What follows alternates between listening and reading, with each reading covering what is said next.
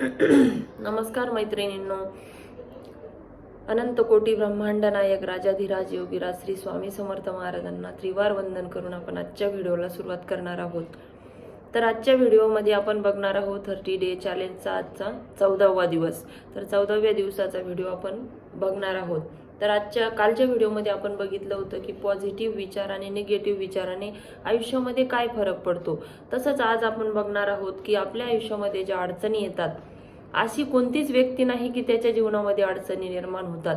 कोण व्यक्ती आहे की त्याला समस्या नाही, परंतु त्या समस्येतून आपण काय करायचं आहे तर समाधान शोधायचं आहे. आणि ज्या लोकांनी आपल्या आयुष्यामध्ये अडचणी निर्माण केल्या त्यांच्याकडूनच त्या अडचणींना रस्ता काढायचा आहे आणि समोर जाऊन यश मिळवायचं आहे. तर काय होतं की आता कोणतीच व्यक्ती अशी नाही की त्याच्या आयुष्यामध्ये दुःख नाही किंवा अडचणी नाहीत. आपल्याला वाटतं की समोरचा आपल्याशी हसून बोलतोय, तो सुखी आहे, समाधानी आहे, परंतु अशी कोणतीच व्यक्ती नाही की ती दुखी नाही किंवा असमाधानी नाही. म्हणून काय करायचं आहे तर सतत हसत राहायचं आहे, कारण प्रत्येक व्यक्तीच्या हसण्यामागे काहीतरी लपलेलं असतं.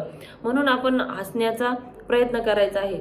खूप सुंदर लाईन आहे की खोकर पाने का तो मजा ही कुछ और है, खोकर पाने का तो मजा ही कुछ और है, रोकर मुस्कुराने का मजा ही कुछ और है, रोकर मुस्कुराने का मजा ही कुछ और है, हार तो जिंदगी का एक हिस्सा है, हार तो जिंदगी का एक हिस्सा है, क्योंकि हार कर जीतने का मजा ही कुछ और है. कारण बघा तुम्ही, काही गोष्टीची किंमत आपल्याला खूप जर कष्ट केले तर त्याची किंमत आपल्याला खूप म्हणजे लाख मोलाची असते. आणि सहजासहजी एखादी गोष्ट जर आपल्याला मिळाली तर तिची किंमत आपल्याकडे नसते. म्हणून प्रत्येक गोष्ट करताना, प्रत्येक काम करताना त्याला इतके प्रयत्न करा की भगवंताला ते यश तुमच्या पदरामध्ये म्हणजे टाकायला भाग पाडा. असा आपले प्रयत्न असले पाहिजे. तर अशीच एक गोष्ट आहे की एक वैज्ञानिक असतात. ते वैज्ञानिक काय करतात, एक्सपेरिमेंट करत असतात.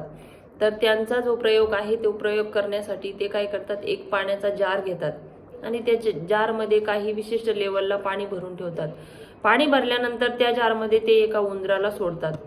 तर तो उंदीर सोडल्यानंतर आता अर्थातच कोणीही आपला जीव वाचवण्यासाठी प्रयत्न करतो. त्या उंदराला सोडल्यानंतर तो उंदीर जीव वाचवण्यासाठी खूप आतुरात प्रयत्न करतो, तडफडतो, परंतु त्याला काही पाण्याच्या वर येता येत नाही. तर काही वेळ तो त्याच्यात राहिल्यानंतर हे जे वैज्ञानिक आहेत ते काय करतात, त्या उंदराला बाहेर काढतात आणि त्याचा जीव वाचवतात. तो जार साईडला गेल्यानंतर दुसरा जार घेतात, त्यामध्ये थोडंसं पाणी भरतात, दुसऱ्या उंदराला सोडतात.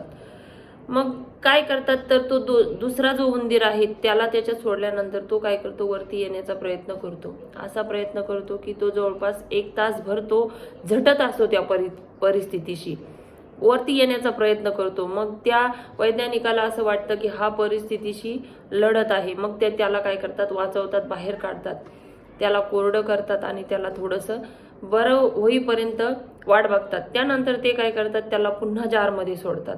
जारमध्ये सोडल्यानंतर तो उंदीर प्रत्येक परिस्थितीशी म्हणजे कसं लढायचं ते जीव वाचवण्याचा प्रयत्न करत असतो. तर जीव वाचवण्यासाठी त्याचा अगोदरचा 1 तास होता, नंतर तो 2 तास लढतो.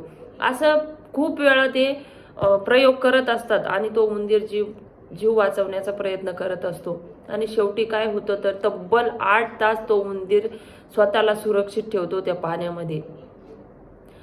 मग आपल्या जीवनामध्येही असंच आहे. ही तर गोष्ट झाली त्या प्रयोगाची, परंतु आपल्या जीवनामध्ये कसं आहे की एखादं संकट जर आपल्या मार्गामध्ये आलं तर आपण तो मार्ग बदलून टाकतो.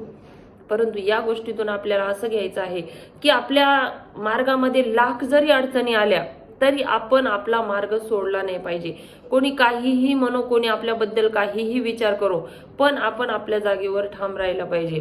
कारण बघा तुम्ही, समाजामध्ये जर कोणी एखादी गोष्ट करायला गेलं तर त्याची काय होते, पहिले निंदा होते आणि अगोदर निंदा झाल्यानंतर जेव्हा ती व्यक्ती ते यश संपादन करते तेव्हा ती जी लोक नावं ठेवणारे असतात तीच त्या व्यक्तीचं काय करत असतात तर गुणगान गात असतात, स्तुती करत असतात. म्हणून कुठल्याही संकटांना सामोरं जायचं असतं आणि आपल्या प्रयत्नांची इतकी उंची ठेवायची की यश हे आपल्या पदरामध्ये पडलंच पाहिजे. तर आजच्या या गोष्टीतून आपण हेच शिकायचं आहे की परिस्थितीशी आपण लढत राहिलं पाहिजे. सर्वांना श्री स्वामी समर्थ.